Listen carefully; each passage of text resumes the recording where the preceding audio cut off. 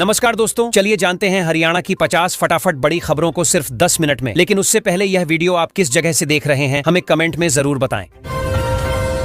अगर आप हरियाणा में बिजली उपभोक्ता हैं तो यह खबर राहत देने वाली है। बिजली बिलों में गड़बड़ी और गलत जुर्माना वसूलने के मामलों पर अब सख्ती होगी। नियमों के मुताबिक अगर उपभोक्ता से गलत जुर्माना लिया गया है तो उसे मुआवजा भी दिया जाएगा ताकि लोगों का भरोसा बना रहे। गुरुग्राम में कचरा प्रबंधन को लेकर बड़ा बदलाव होने जा रहा है। नगर निगम अब कचरे के निपटान की जिम्मेदारी एजेंसियों को सौंपेगा। इससे सफाई व्यवस्था बेहतर होगी और शहर को स्वच्छ रखने में मदद मिलेगी। प्रशासन का दावा है कि इससे सिस्टम ज्यादा प्रभावी बनेगा। हरियाणा के स्कूली बच्चों के लिए खुशखबरी है। शिक्षा विभाग ने सर्दी को देखते हुए स्कूलों की छुट्टियां बढ़ा दी हैं। अब स्कूल तय तारीख से बाद में खुलेंगे। अभिभावकों और बच्चों ने इस फैसले को राहत भरा बताया है क्योंकि ठंड अभी भी लगातार बढ़ रही है। राजनीति में बयानबाजी तेज हो गई है। पूर्व मुख्यमंत्री भूपेंद्र हुड्डा ने भाजपा पर हमला बोलते हुए कहा कि हरियाणा में नशा, अपराध और पलायन बढ़ रहा है। उन्होंने सरकार से इन मुद्दों पर जवाब मांगा और कहा कि जनता अब हालात को लेकर सवाल कर रही है।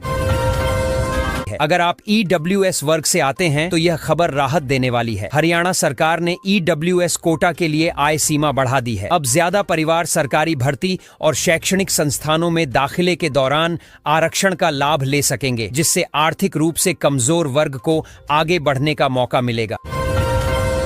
सरकारी स्वास्थ्य सेवाओं को मजबूत करने की दिशा में हरियाणा सरकार ने बड़ा फैसला लिया है। राज्य के सरकारी अस्पतालों में 64 दंत चिकित्सकों की भर्ती को मुख्यमंत्री ने मंजूरी दे दी है। इससे मरीजों को दांतों से जुड़ी बेहतर सुविधाएं मिलेंगी और अस्पतालों पर बढ़ता दबाव भी कम होगा। हरियाणा के खिलाड़ियों के लिए अच्छी खबर सामने आई है। खेल मंत्री गौरव गौतम ने हॉकी इंडिया के अध्यक्ष से मुलाकात की है। इस बैठक के बाद राज्य के खिलाड़ियों को विश्व स्तर की खेल सुविधाएं देने की तैयारी है, जिससे अंतर्राष्ट्रीय प्रतियोगिताओं में बेहतर प्रदर्शन करने का मौका मिलेगा। पंजाब और हरियाणा में ठंड ने लोगों को कंपाने पर मजबूर कर दिया है। हिसार और बठिंडा जैसे इलाकों में तापमान गिरकर 0.2 डिग्री तक पहुंच गया है। शीतलहर के कारण सुबह और रात के समय ज्यादा परेशानी हो रही है और लोग अलाव व गर्म कपड़ों का सहारा ले रहे हैं। अक्सर लोग सांप को दूध पिलाकर मदद करने की कोशिश करते हैं, लेकिन यह उसकी जान के लिए खतरनाक हो सकता है। हरियाणा के एक स्नैक कैचर ने बताया कि दूध सांप के पाचन तंत्र को नुकसान पहुंचाता है। ऐसी गलती से बचना चाहिए और विशेषज्ञों की मदद लेनी चाहिए।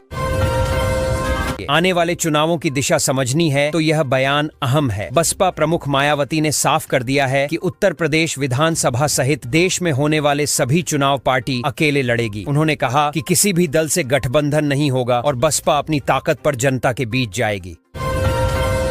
मुंबई में नगर निकाय चुनाव के लिए मतदान शांतिपूर्ण तरीके से संपन्न हो गया है। अब सबकी नजर नतीजों पर टिकी है। एक तरफ भाजपा और महायुति सत्ता बचाने की कोशिश में है तो दूसरी ओर ठाकरे बंधु पूरी ताकत से मैदान में है। इसे सत्ता का महासंग्राम माना जा रहा है। BMC चुनाव की मतगणना को लेकर लोगों में सवाल उठ रहे हैं। मतगणना 16 जनवरी को सुबह 10 बजे से शुरू होगी। अधिकारियों के अनुसार तकनीकी तैयारियों, सुरक्षा व्यवस्था और मतगणना कर्मियों की उपलब्धता को देखते हुए इसमें देरी की गई है ताकि प्रक्रिया पूरी तरह पारदर्शी रहे।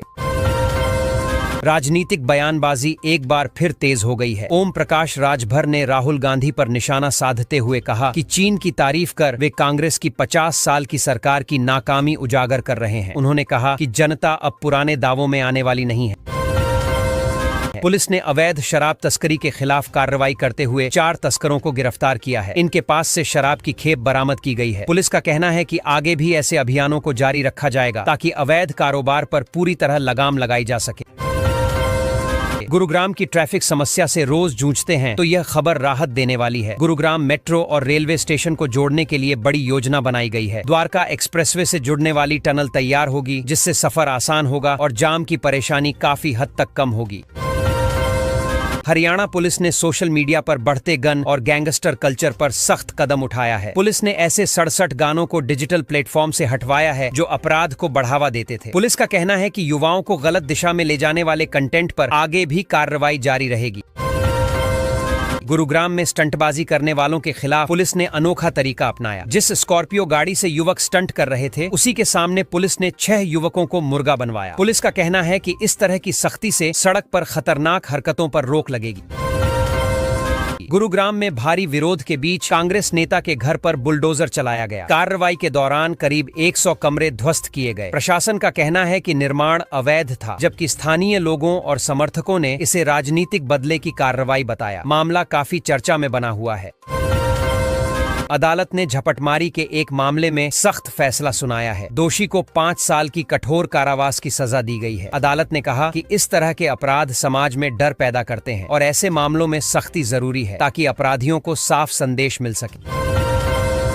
हरियाणा में स्कूल जाने वाले बच्चे या अभिभावक हैं तो यह राहत की खबर है। ठंड को देखते हुए सरकार ने स्कूलों की छुट्टियां बढ़ा दी हैं। अब सभी स्कूल 17 जनवरी तक बंद रहेंगे। शिक्षा विभाग का कहना है कि बच्चों की सेहत को ध्यान में रखकर यह फैसला लिया गया है। हिसार से एक चौंकाने वाला मामला सामने आया है, जहां एससी समाज के लिए अलग श्मशान घाट बनाए जाने का आरोप लगा है। इस पर मानवाधिकार आयोग ने संज्ञान लेते हुए प्रशासन से जवाब मांगा है। मामला सामने आने के बाद सामाजिक भेदभाव को लेकर बहस तेज हो गई है। फतेहाबाद टोल प्लाजा के पास अचानक कई ढाबे बंद मिले, जिससे यात्रियों को परेशानी का सामना करना पड़ा। बताया जा रहा है कि प्रशासनिक कार्रवाई या नियमों के उल्लंघन के कारण ढाबे बंद कराए गए हैं। स्थानीय लोगों का कहना है कि इससे रोजमर्रा के यात्रियों पर असर पड़ा है। हरियाणा में सियासी हलचल उस वक्त तेज हो गई जब पूर्व मंत्री महेंद्र प्रताप के घर ईडी ने छापा मारा। इस कार्रवाई के बाद कांग्रेस भड़क गई और इसे राजनीतिक बदले की भावना बताया। पार्टी नेताओं ने सरकार पर जांच एजेंसियों के दुरुपयोग का आरोप लगाया है। फतेहाबाद क्षेत्र के गांवों में तेंदुए की दहशत फैल गई है। ग्रामीण डर के कारण घरों से बाहर निकलने से बच रहे हैं। स्थिति को देखते हुए वन विभाग ने गश्त बढ़ा दी है और लोगों को सतर्क रहने की सलाह दी है ताकि किसी तरह की अनहोनी न हो। हरियाणा में बिजली की लंबी कटौती से परेशान लोगों के लिए अच्छी खबर है। विभाग एक नए प्रोजेक्ट पर काम कर रहा है जिससे बिजली आपूर्ति को बेहतर बनाया जा सके। अधिकारियों का कहना है कि इस योजना से फॉल्ट कम होंगे और लोगों को बार बार बिजली कटौती से राहत मिलेगी। हरियाणा सरकार ने सभी विभागों, सार्वजनिक संस्थाओं और शैक्षणिक संस्थानों को निर्देश दिए कि आधिकारिक संचार में हरिजन और गिरिजन शब्दों का इस्तेमाल बिल्कुल न करें। अब SC/ST समुदाय के लिए ये शब्द पूरी तरह बंद होंगे। इस कदम से सरकारी संवाद अधिक संवेदनशील और सम्मानजनक होगा। विभागों को नए शब्दावली मानक अपनाने और कर्मचारियों को प्रशिक्षण देने का आदेश दिया गया है। हरियाणा में MSES माइक्रो और स्मॉल इंडस्ट्रीज के लिए बिजली टैरिफ C और D कैटेगरी में DHBVN के तहत मात्र 2 रुपए प्रति यूनिट तय किया गया। इससे छोटे उद्योगों को बड़ी राहत मिलेगी और उत्पादन लागत घटेगी। सरकार का लक्ष्य है कि उद्योगों में निवेश बढ़े, रोजगार सृजन हो और राज्य की आर्थिक गतिविधियों को बढ़ावा मिले। मुख्यमंत्री नायब सिंह सैनी ने पंजाब में आगामी चुनावों पर भरोसा जताया। कहा कि हरियाणा की तरह बीजेपी 2027 में भी अकेले पूर्ण बहुमत से सरकार बनाएगी। उन्होंने दावा किया कि जनता की व्यापक समर्थन के कारण गठबंधन की आवश्यकता नहीं होगी। पार्टी कार्यकर्ता और स्थानीय संगठन तैयारी में जुट गए हैं। चुनाव प्रचार की रणनीति पर विशेष ध्यान दिया जा रहा है।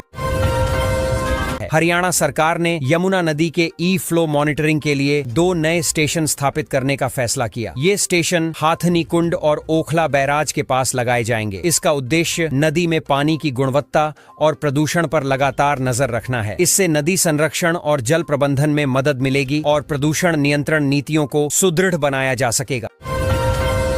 हरियाणा पुलिस ने युवाओं को गैंगस्टर प्रभाव से बचाने के लिए सोशल मीडिया पर ऐसे गानों को हटाने का अभियान शुरू किया। अब तक 67 गाने प्लेटफॉर्म से हटाए जा चुके हैं। पुलिस का मानना है कि ये कदम नशा और अपराध प्रवृत्ति को रोकने में मदद करेगा। युवाओं के लिए जागरूकता कार्यक्रम और सामुदायिक संवाद भी बढ़ाए जा रहे हैं। IMD ने पंजाब और हरियाणा में रेड अलर्ट जारी किया है। कड़ाके की ठंड और घने कोहरे के कारण विजिबिलिटी बहुत कम है। लोगों को सुबह और रात के समय यात्रा में सावधानी बरतने की सलाह दी गई है। शीतलहर से प्रभावित जिलों में स्कूलों और ऑफिसों में आवश्यक बदलाव किए जा रहे हैं ताकि जनजीवन सुरक्षित और सुविधाजनक बना रहे। हरियाणा में सरकारी स्कूलों की छुट्टियां बढ़ा दी गई हैं। मकर संक्रांति और कड़ाके की ठंड के कारण कई जिलों में स्कूल 5 दिन तक बंद रहेंगे। इस दौरान बच्चों की सुरक्षा और स्वास्थ्य को ध्यान में रखा जाएगा। शिक्षा विभाग ने सुनिश्चित किया है कि छुट्टियों के बाद शिक्षण कार्य सामान्य रूप से पुनः चालू होगा और बच्चों की पढ़ाई प्रभावित न हो। हरियाणा होम सेक्रेटरी ने पुलिस और प्रोसिक्यूशन को निर्देश दिए कि प्ली बार्गेनिंग का ज्यादा इस्तेमाल किया जाए। इसका उद्देश्य केस जल्दी निपटाना और न्याय व्यवस्था को मजबूत करना है। इससे लंबित मामलों की संख्या घटेगी और अदालतों का कार्यभार कम होगा। नागरिकों को भी तेज और पारदर्शी न्याय मिलने में मदद मिलेगी। उत्तर भारत में शीतलहर और घना कोहरा जारी है। हरियाणा के कई जिलों में तापमान 0 डिग्री के करीब पहुंच गया है। कोहरे के कारण सड़क और हवाई यात्रा प्रभावित हो रही है। लोगों को सुबह समय बाहर निकलने से बचने और यात्रा में सावधानी बरतने की सलाह दी गई है। स्वास्थ्य संबंधी सावधानियों के लिए सरकारी दिशा निर्देश जारी किए गए हैं। हरियाणा पुलिस ने ऑर्गेनाइज्ड क्राइम प्रमोट करने वाले कंटेंट पर सख्ती बरती है। सोशल मीडिया पर निगरानी बढ़ाकर अपराध प्रवृत्ति को रोकने के प्रयास किए जा रहे हैं। विभिन्न प्लेटफॉर्म्स पर संदिग्ध और असुरक्षित कंटेंट हटाया जा रहा है। पुलिस और डिजिटल प्लेटफॉर्म्स के सहयोग से यह सुनिश्चित किया जा रहा है कि युवा वर्ग सुरक्षित और सकारात्मक सामग्री तक ही पहुंच सके। हरियाणा में छोटे उद्योगों को सस्ती बिजली मिलने से मैन्युफैक्चरिंग क्षेत्र में बूस्ट मिलने की उम्मीद है। इससे उत्पादन लागत घटेगी और निवेश में वृद्धि होगी। राज्य सरकार का लक्ष्य है कि MSMEs को मजबूत किया जाए, रोजगार के अवसर बढ़ें और स्थानीय आर्थिक गतिविधियों को प्रोत्साहन मिले। औद्योगिक क्षेत्रों में नई तकनीक और दक्ष कर्मचारियों की भर्ती भी बढ़ाई जा रही है। लोहड़ी और मकर संक्रांति के मौके पर हरियाणा में त्योहार धूमधाम से मनाए जा रहे हैं। ग्रामीण इलाकों में बोनफायर जल रही है और लोग पारंपरिक लोकगीत और नृत्य का आनंद ले रहे हैं। स्कूलों और कार्यालयों में विशेष छुट्टियां घोषित की गई हैं। इस अवसर पर संस्कृति और परंपरा को जीवंत बनाए रखने के लिए कई सामुदायिक कार्यक्रम आयोजित किए जा रहे हैं। हरियाणा में शिक्षा विभाग के 1,22,359 पदों में से 40,671 खाली हैं। पूर्व मंत्री संपत सिंह ने सरकार से बजट बढ़ाने और शिक्षकों की संख्या पूरी करने की मांग की है। खाली पदों के कारण सरकारी स्कूलों की पढ़ाई प्रभावित हो रही है। सरकार ने भी कई कदम उठाए हैं, लेकिन वित्तीय और संसाधन संबंधी चुनौतियां अभी भी बरकरार हैं। हरियाणा सरकार ने सरकारी कामकाज में भाषा पर सख्ती बढ़ा दी है। पुराने शब्दों को हटाने का आदेश सभी विभागों को दिया गया है। इसका मकसद संवेदनशील, आधुनिक और सम्मानजनक संवाद सुनिश्चित करना है। कर्मचारियों को नए शब्दावली मानक अपनाने और प्रशिक्षण लेने के लिए निर्देशित किया गया है। इस कदम से सरकारी संवाद में पारदर्शिता और सामाजिक सम्मान बढ़ेगा। हरियाणा में ठंड और कोहरे से किसानों को फसलों की देखभाल में सावधानी बरतने की सलाह दी गई है। तापमान गिरने और विजिबिलिटी कम होने के कारण खेतों में काम में कठिनाई आ सकती है। कृषि विभाग ने विशेष दिशा निर्देश जारी किए हैं ताकि किसानों की फसल सुरक्षित रहे। इसी के साथ फसल सुरक्षा, सिंचाई और रोग प्रतिरोधक उपायों पर ध्यान देने को कहा गया है। पंजाब हरियाणा में ठंड का रिकॉर्ड टूट गया है। कई जगह तापमान 0.6 डिग्री सेल्सियस तक गिर गया। IMD ने येलो और रेड अलर्ट जारी किया है। इसके चलते लोगों को गर्म कपड़े पहनने और सुबह जल्दी यात्रा से बचने की सलाह दी गई है। स्वास्थ्य विभाग ने भी सर्दी और ठंड से होने वाली बीमारियों के प्रति सतर्क रहने का सुझाव दिया है।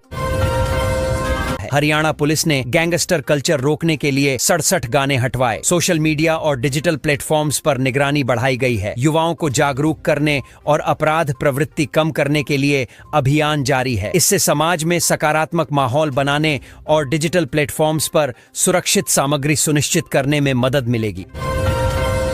हरियाणा में लोहड़ी के मौके पर ग्रामीण इलाकों में उत्सव का माहौल है। पारंपरिक नृत्य, गीत और बोनफायर की धूम है। स्कूल और कार्यालयों में छुट्टियां घोषित की गई हैं। सामुदायिक कार्यक्रमों में लोग भाग ले रहे हैं। सरकार ने सुनिश्चित किया है कि त्योहारों का आनंद सभी वर्गों तक पहुंचे और संस्कृति को संरक्षित किया जा सके।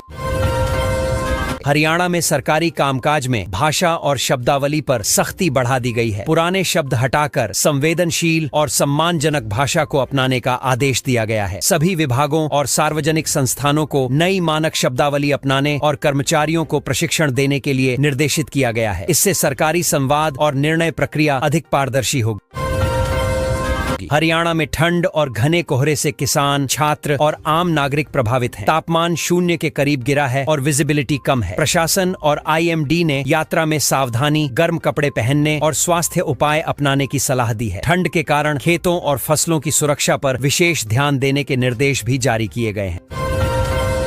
हैं। हरियाणा में छोटे उद्योगों और मैन्युफैक्चरिंग सेक्टर को सस्ती बिजली से बढ़ावा मिलने की उम्मीद है। इससे उत्पादन लागत घटेगी और निवेश बढ़ेगा। राज्य सरकार ने MSMEs को मजबूत करने और रोजगार सृजन बढ़ाने के लिए नई योजनाएं शुरू की हैं। औद्योगिक क्षेत्रों में तकनीक और दक्ष कर्मचारियों की भर्ती को भी प्राथमिकता दी जा रही है।